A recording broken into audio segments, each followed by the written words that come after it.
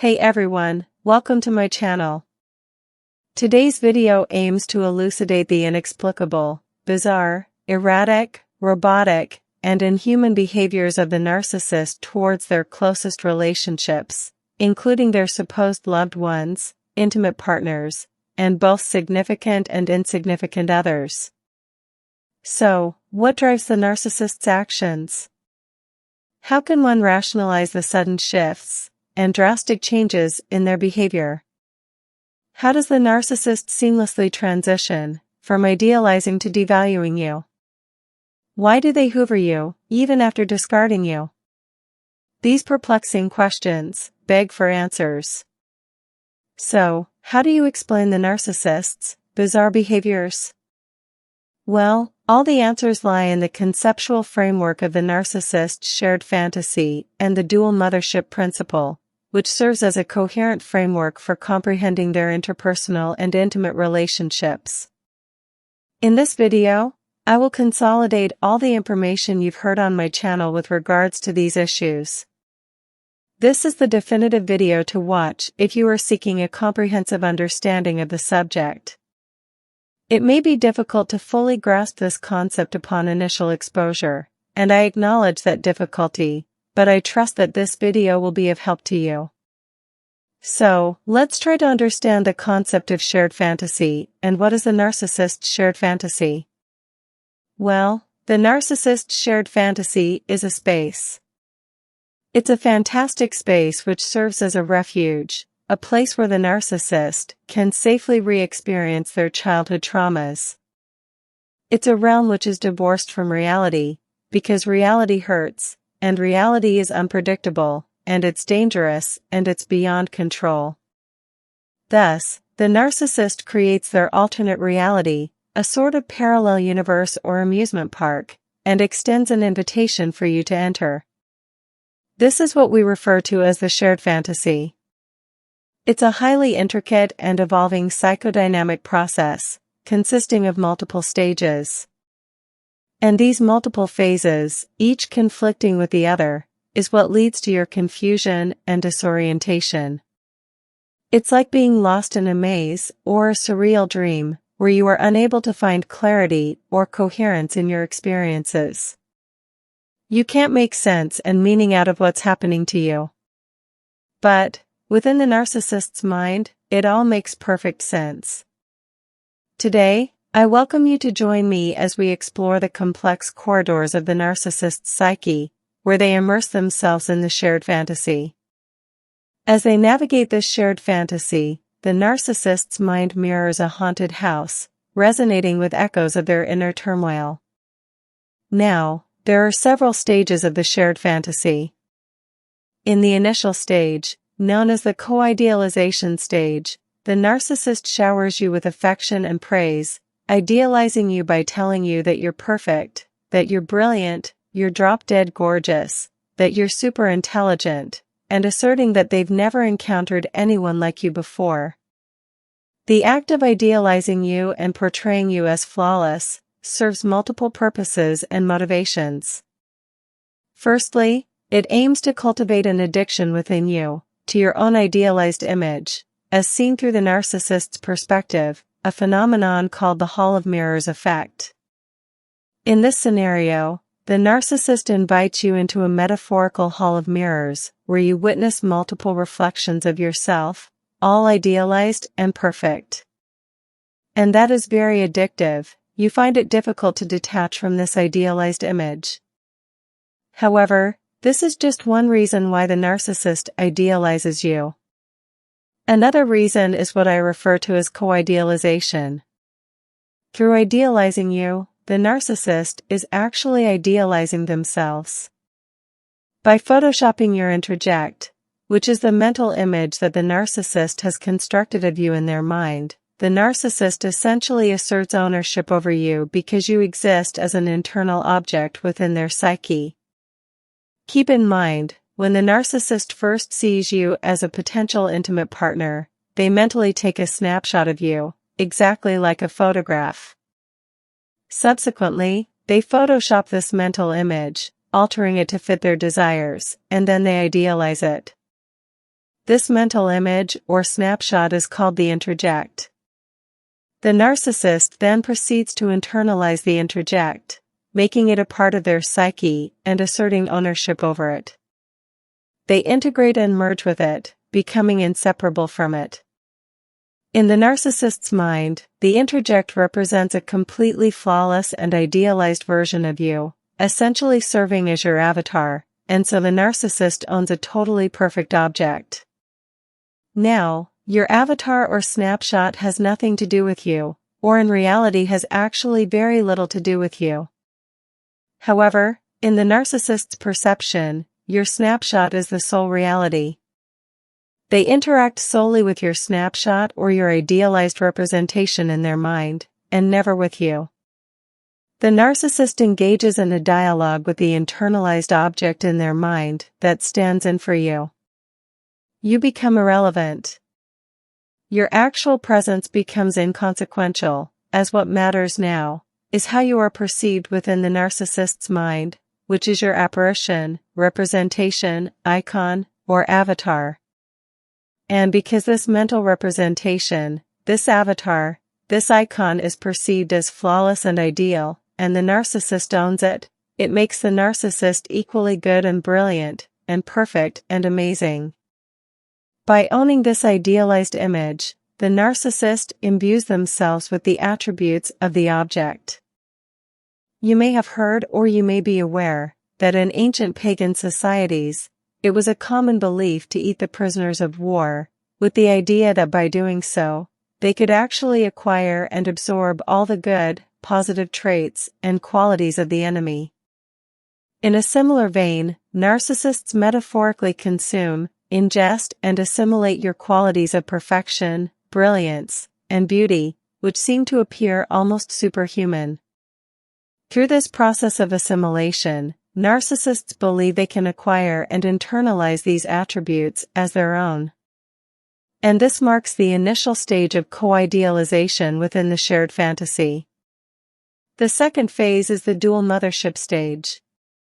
During the dual mothership phase, the narcissist gradually transforms you into a maternal figure, serving as a surrogate for their original mother.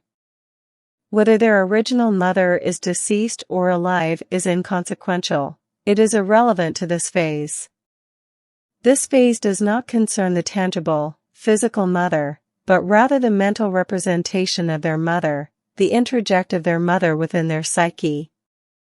Their aim here is to convert you into a competing introject or substitute maternal figure, which is an attempt to replace their original mother.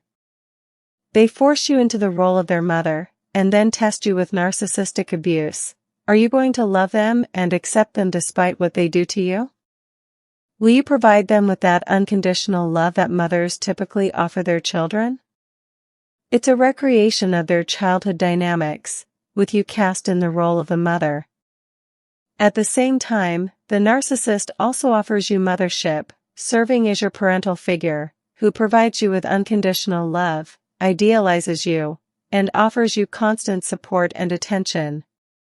This dynamic is highly addictive, as it presents a second chance to experience a nurturing childhood with a caring maternal figure. It offers you a chance to love yourself through the narcissist's maternal gaze. Just to clarify, this dynamic primarily revolves only around the mother figure and not the father. The narcissist presents you with a second opportunity to love yourself through a maternal gaze. Thus, this encapsulates the essence of the dual mothership concept. You fulfill a maternal role for the narcissist, while the narcissist reciprocates by assuming a maternal role towards you. But why would the narcissist want you to be their mother? The answer is because their original experience with their own mother was dismal, obnoxious, and horrible. Then the question arises, why would they want to go through such an experience again? The answer is that the narcissist seeks to recreate this dynamic because they never had the opportunity to separate from their original mother. Their original mother was emotionally dead, not in the physical sense, but in terms of emotional connection. She was absent, self-centered, narcissistic, overbearing, abusive, and manipulative. In other words, she was an inadequate or not good enough mother. So, this kind of mother does not allow the child to separate from her. Instead, she annexes the child, viewing the child as an essential part of herself. She merges and fuses with the child, treating them as an extension of herself, and leveraging them to fulfill her own needs. Consequently, the child is deprived of the opportunity to establish autonomy. And because they cannot separate, the narcissist is unable to individuate and develop into a distinct individual. The narcissist finds themselves trapped in an endless cycle with their mother of origin, trying desperately to separate from her in their mind and failing consistently. And here you enter the picture, and you become their new mother. With you, they stand a chance to separate, and now they can finally complete the incomplete process of their childhood. Finally, they can resolve the unresolved issues from their childhood. They can realize their potential, self-actualize, mature, and become an independent adult. You represent their last hope for this necessary separation. And they need to separate from you, which they couldn't do with their mother of origin. They need to reenact the separation. But how can they separate from you? The answer is that they can only achieve this if they discard you. They must rid themselves of you. And the only means of separation is to first get rid of you in their mind. Thus begins the third phase. Recall that the first phase involves idealization and love bombing, while the second phase entails dual mothership. In the third phase, termed mental discard, the narcissist initiates separation from you mentally. They begin by discarding you in their mind. However, the moment they initiate the process of discarding you mentally, this gives rise to two difficult challenges, both of which entail complex psychological processes. The first of these is characterized by feelings of abandonment, anxiety, separation, and insecurity. The narcissist becomes apprehensive about losing you. The second challenge involves narcissistic injury. If the narcissist feels compelled to discard you, it signifies that their judgment of you is wrong. It indicates that you were not ideal, revealing a flaw in their judgment. It means that they misjudged you. This realization undermines their belief in their own omniscience and infallibility, challenging their sense of godlike superiority. And this results in a serious narcissistic injury when they are compelled, even forced, to detach from you, due to their internal struggles, stemming from unresolved issues with their original mother. The fact that they need to get rid of you, to exit you from the shared fantasy, and to leave you behind implies that they have made a judgment error regarding you. It suggests that they were less than perfect, fallible, and capable of making mistakes, which constitutes a significant blow to their narcissistic self-image. So, the question now arises, how to overcome this narcissistic injury, as narcissistic injury is exceedingly painful. And how to overcome the abandonment anxiety, which can also jeopardize the delicate internal balance of the narcissist. The answer lies in devaluation. The narcissist must devalue you. However, they need to devalue you as an external object. Once they devalue you as an external object, they restore their sense of grandiosity, alleviating the narcissistic injury and eliminating the abandonment anxiety. So, what does it mean to devalue you as an external object? It means that the narcissist now has to perceive you in a new way. For example, it may entail saying, "She has changed. My initial assessment of her was accurate. I am never wrong, but she has changed." Or, "She is manipulative, malicious, and deceptive. She withheld information from me, leading to my misjudgment of her." Alternatively, it may involve labeling you as unworthy or incompatible. These are all forms of devaluing the external object. Now, once the external object is devalued, it loses its worth.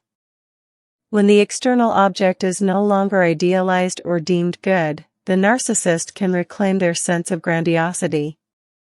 In this scenario, there is no narcissistic injury because the narcissist believes that they weren't wrong after all. You had deceived them since you have changed. They weren't wrong after all. As a result, their grandiosity is restored, and there is no longer any abandonment anxiety. After all, why have abandonment anxiety with a devalued object?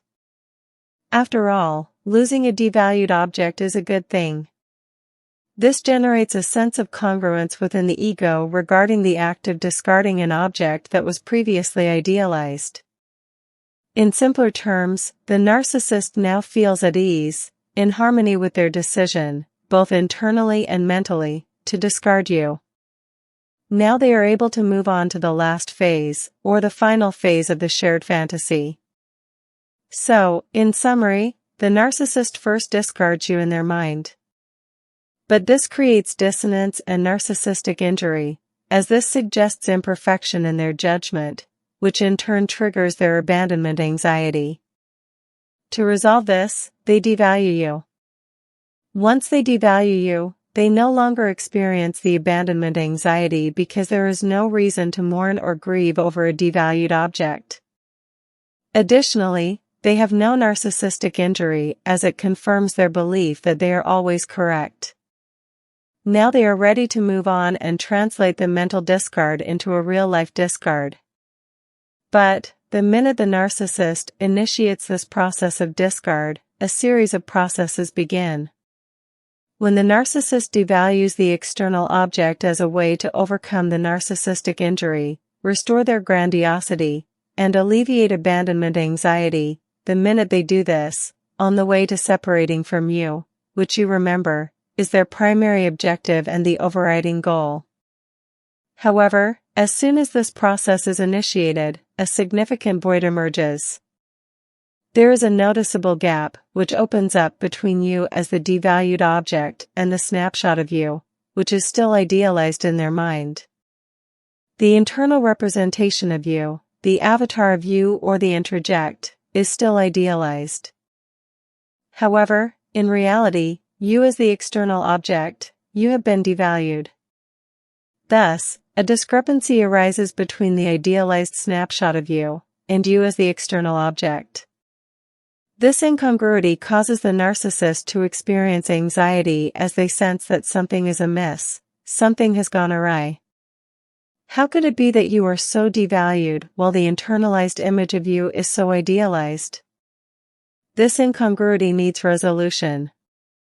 And the way the narcissist resolves this issue is in a manner that is reminiscent of how every 2-year-old child resolves similar conflicts with their mother. In order to resolve this, they try to split you. Splitting is a primitive and infantile strategy for dealing with the complexities of life. Life is not all black or all white, it exists in shades of gray. Each person contains elements of both good and bad within them, and attempting to categorize individuals, or neatly compartmentalize them, is inherently flawed. Taxonomies and classifications often fall short in capturing the intricacies of human nature. So, to cope with the need for subtlety and nuance, the child resorts to splitting. For instance, mother is all good, and I'm all bad, or mother is all bad, and I'm all good. This dichotomous thinking involves dividing the world into two parts, typically two extremes. In this framework, one part is perceived as entirely good, while the other is seen as entirely bad. Now, as the narcissist confronts the necessity of discarding you, they must confront the contradiction between your devalued external self and the idealized internal representation of you. This incongruity creates internal tension in them. On one hand, you have been devalued in their external perception, while the internal representation of you still remains idealized. To resolve this conflict, the narcissist resorts to splitting once again, and they now categorize the internal representation of you, which is your introject, as being all bad.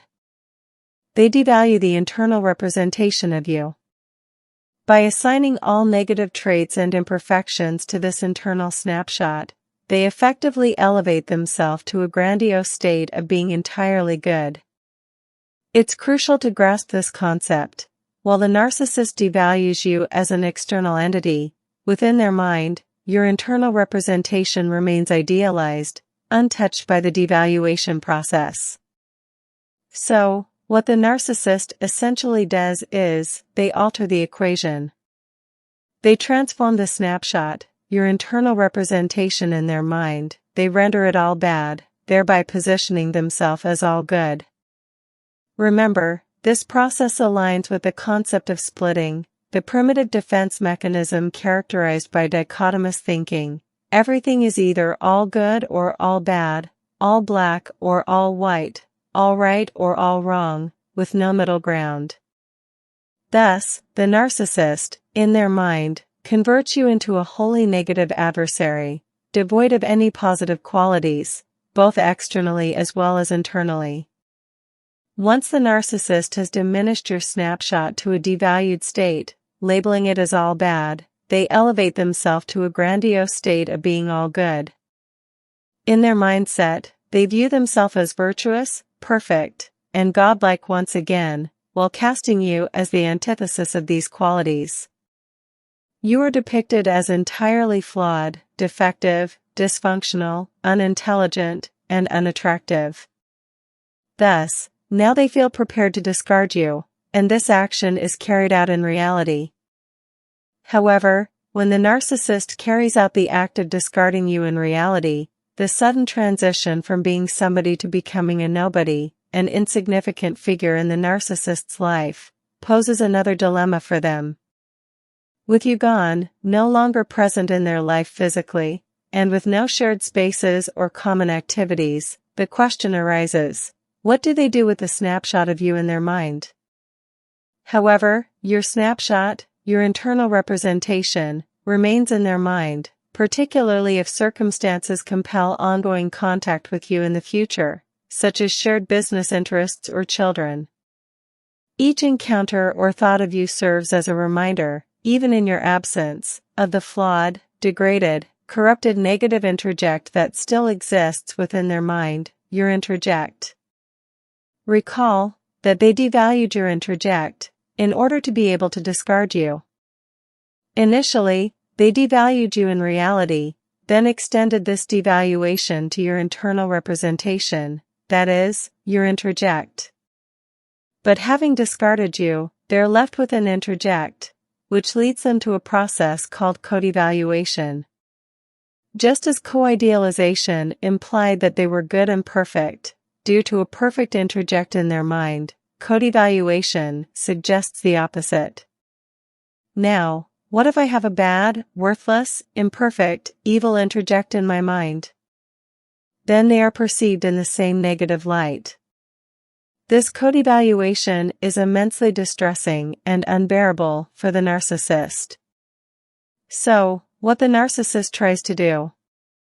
When they discard you, the narcissist tries to hand over the interject to you, because since the interject is now defaced and mutilated, it serves as a constant reminder of the negative attributes and imperfections, which the narcissist finds unbearable to harbor within their mind.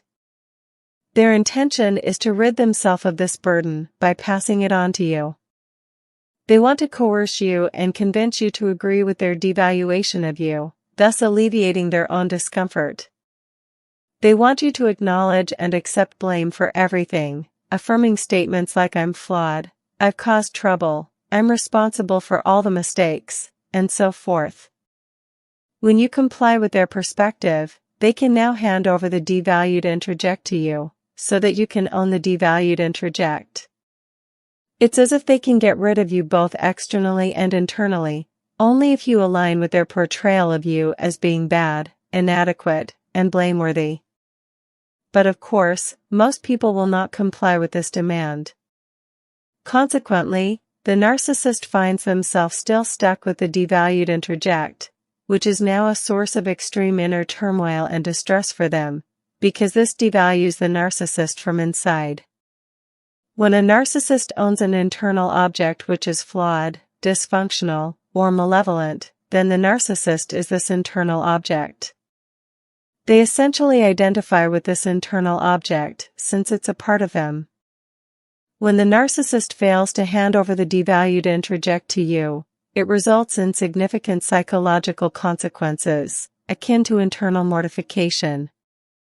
However, even in instances where the partner agrees to accept the role of being the evil, deformed, malevolent, or mentally ill, even when the partner concurs with the devaluation, even then the narcissist fails to hand over the introject.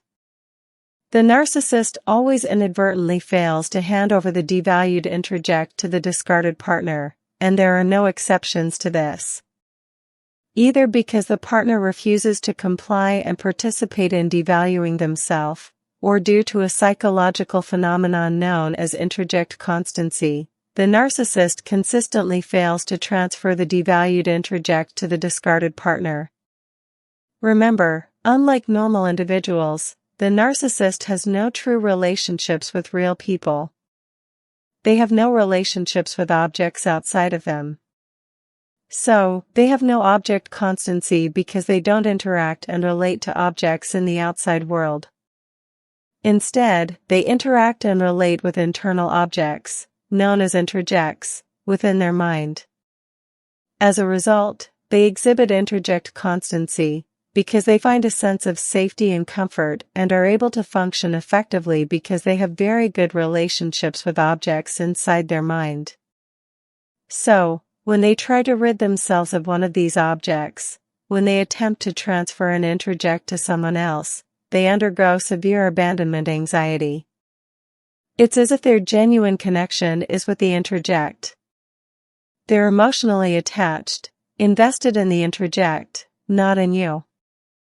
So, when they discard you and they want to hand over the introject, to put their hand inside their brain, to extract the introject and give it to you, this generates immense anxiety because it feels like they are being abandoned by the introject. And as a result, they struggle to deal with this situation.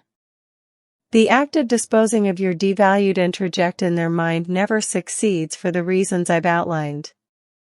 Either you fail to fraternize with your new devalued image, or the narcissist is overwhelmed by profound, abundant anxiety when attempting to transfer the introject to you because they are bonded with it, they're emotionally attached to it.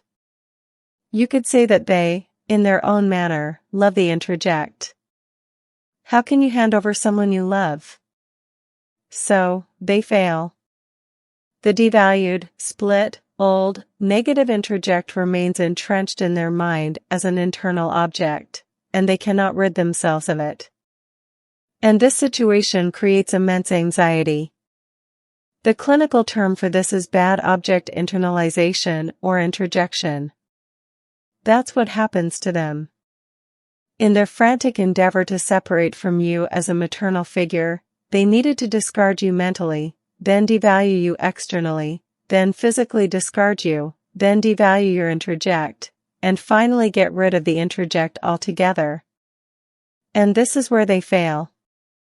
While all the other stages may be successful, they stumble in their attempt to rid themselves of the introject, and it remains like an ulcer, a festering wound within their mind that torments and tortures them. It serves as a reminder that there exists a part of them, this introject, which is imperfect, not godlike, a part that represents failure, unworthiness, and perhaps even evil.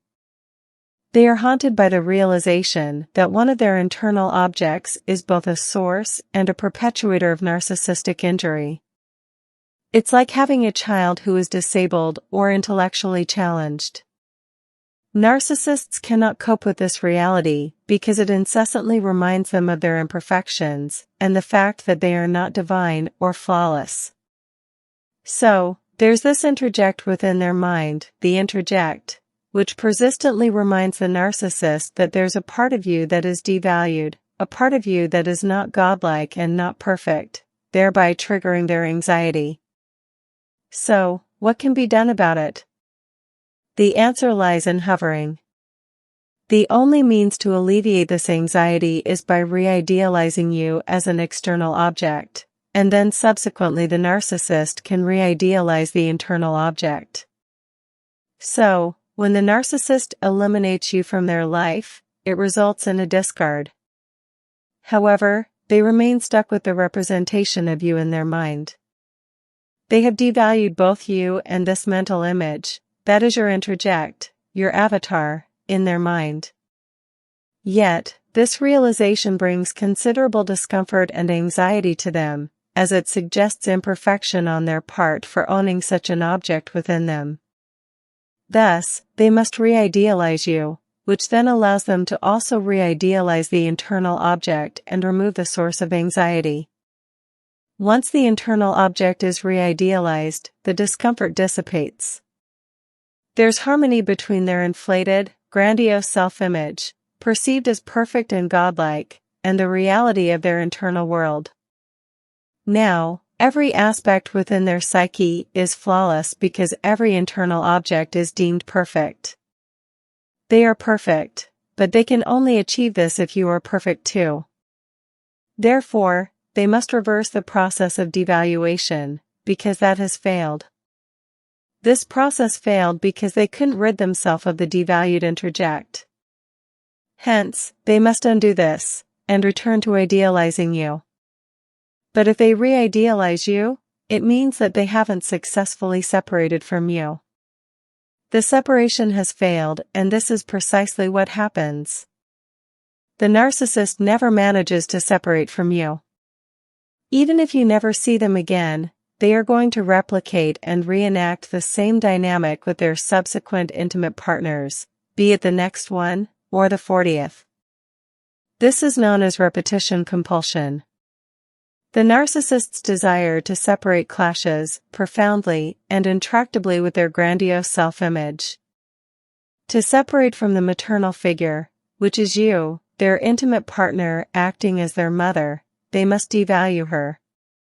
However, in devaluing her, they inadvertently devalue themselves through the devalued introject, initiating a cycle of co-idealization and co-devaluation. And this presents a dilemma for their grandiose self-perception. Separating from you inflicts narcissistic injury as it means that a part of them is stuck with a representation of you, which is corrupt, which is dysfunctional, which is tarnishing their idealized self-image. So, they have to choose. They can devalue and discard you along with the corrupted introject in their mind, but that again would leave them less than godlike and less than perfect. So, they must relinquish their grandiosity if they wish to separate. If they insist on maintaining their grandiosity, they require everything and everyone around them to be ideal, including you. Devaluation marks a divergence from narcissistic behavior. It's the narcissist's attempt to become normal, to grow up, to become an adult. The narcissist much prefers to idealize you because by idealizing you, they are idealizing themselves. However, they are compelled to devalue you. They do not want to do it, but they are compelled to devalue because they are desperately attempting to achieve separation, individuation, and self-actualization. The only way for them to do that is to get rid of their grandiosity, to get rid of their narcissism, and separate from the source of all this pathology, their mother, and now you, serving as a substitute for her. Paradoxically, devaluation may represent a healthy step towards the mental health of the narcissist, as it involves devaluing a figure who has caused them significant harm and has damaged them, their mother, who is really a monstrous presence in their life. So, while devaluation may seem like a healthy thing to do, the narcissist's deep-seated pathology and grandiosity inevitably overpower any attempts at mental health. They find themselves in conflict with their own pathological tendencies, which prove to be stronger than their fleeting moments of clarity. As a result, they are compelled to re-idealize everyone and everything in their life, including you. They may attempt to hoover you back into their life, and if that fails, they will move on to the next intimate partner and repeat the same cycle. The only exception from this pattern occurs when the narcissist experiences mortification. In such cases, the entire dynamic shifts dramatically, as mortification entails the destruction, or at least deactivation, of the narcissist's false self. This event dismantles their defense mechanisms, leading to a profound breakdown characterized by extreme, life-threatening decompensation. It's akin to a death and subsequent rebirth. Following mortification, the narcissist essentially undergoes a process of reinvention and reincarnation. Initially, after experiencing mortification, they may feel as if a part of them has died, and by the way, they have suicidal ideation and so on. So, they go through a phase of reconstruction, but they reconstruct themselves with someone else. Essentially, they construct a new false self, thereby erasing all previous memories. There's no requirement to idealize or re-idealize you because you no longer exist. With your departure, their entire history, identity, and memory vanish. They emerge as a new individual, and thus, after the mortification phase, there's never any hoovering. Mortification leads to self-supply and self-idealization. Following this, there's a restoration of minimal grandiosity, and subsequently, the narcissist recommences the pattern of pathological classical narcissism. So, I trust that I have effectively clarified the concept of the narcissist's shared fantasy. My intention was to streamline all my points, and sustain a coherent discussion, and I hope I have managed to accomplish this. If you found this content helpful, please consider sharing and subscribing to my channel. Your support is greatly appreciated. Always feel free to share your experiences in the comment section below. I express my gratitude to everyone for tuning in and watching. Let us help spread the awareness and lead healthier and fulfilling lives.